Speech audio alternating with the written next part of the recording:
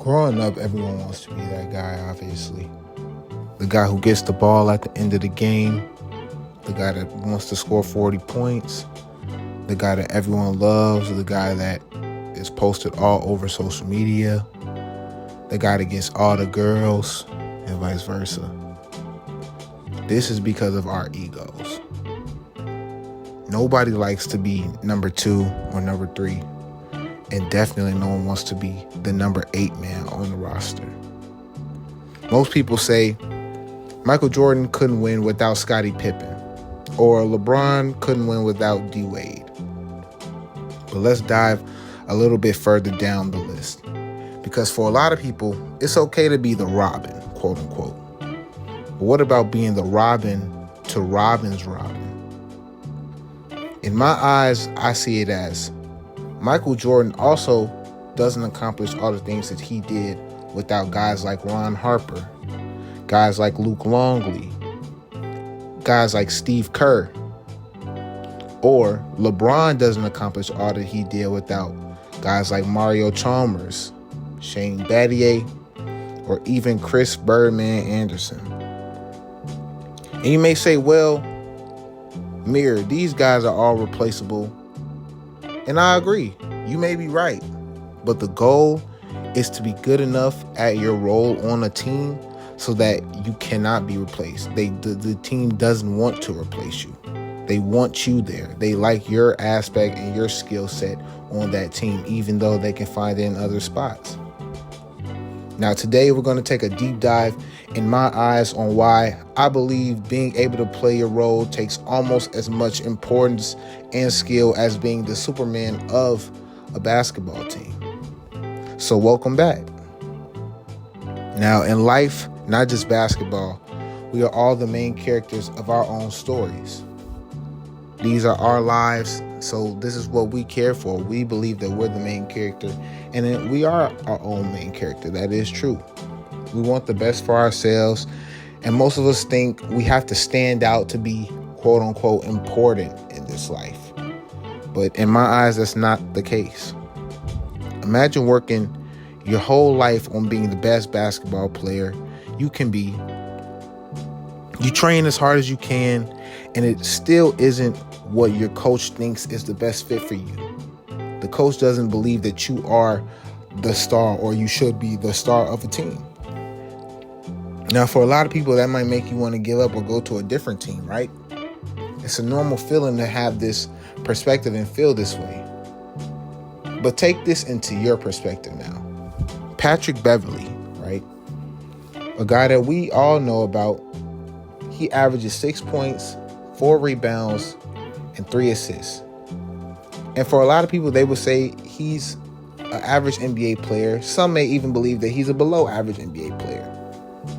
But let's go even deeper. Kendrick Perkins, a man who averaged 5 points, 6 rebounds, and 1 assist for his career. Most people would say his career wasn't that good. But let's go even further. Brian Scalabrine. Now, this is definitely not a video where I'm trying to bash anyone, just wanted to make it clear. But he averaged for his entire career 3 points, 2 rebounds, and 1 assist. And these are all rounded. What type of career does everyone say he had? But what if I told you in high school, Patrick Beverley averaged 37 points, 6 rebounds, 6 assists, and 8 steals? Kendrick Perkins averaged 28 points, 16 rebounds, and nearly 9 blocks, alongside being a McDonald's All-American, the highest prestige that you can get as an American basketball player in high school. And for Brian Scalabrine in college at Arizona, he averaged 16 points, 6.5 rebounds, and 3 assists. Now, for these guys, they were all the man on their team for their entire lives. And look where they ended up. For 18 years, basically, you were the man of your team. And for Brian Scalabrine, it was even longer. But they weren't the best guys in the league. But Patrick Beverley is a 12-year vet for a reason. And Brian and Kendrick Perkins are champions for a reason. They bought into into their role, and that's what made them stick. The league and the teams in the league wanted Patrick Beverley to play defense, and he did it exceptionally. The Celtics needed Kendrick Perkins to be a rebounder and to defend the dominant bigs down low, and he did that, and they won with that. The league asked Brian Scalabrine to just be a great locker room guy and a guy that can mentor younger players. And he did that, and it never seemed as if he was an issue in the locker room from at least the media standpoint. You never really heard about any controversy happening with Brian Scalabrine. And for a guy who was the guy on his college team and probably the guy on his high school team since he made it to Division I, he's always been that guy. But that was their role. That is their life. These are all of our lives. Everyone can't be the star. They aren't LeBron James. They aren't Michael Jordan. They're not Stephen Curry. They're themselves. We lose track of who we are as people, trying to chase who we want to be like. There's no problem with wanting to be like a certain player, like LeBron or Anthony Edwards, or just a lot of different guys that are viewed as stars in the league, like Jason Tatum as well.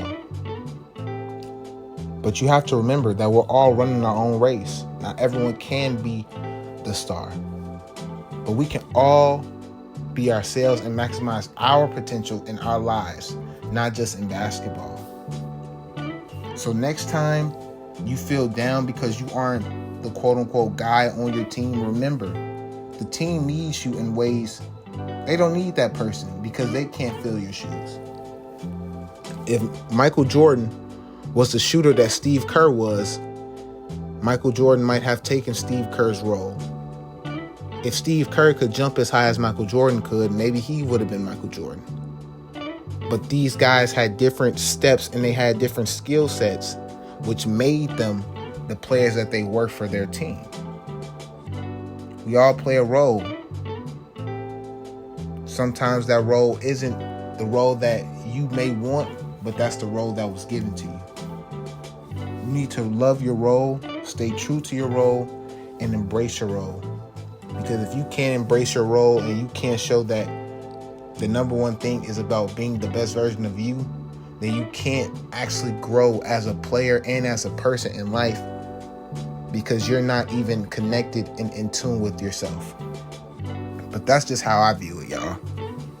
Thanks for watching. Happy that you saw life from my eyes to yours. And I hope you all have a great day.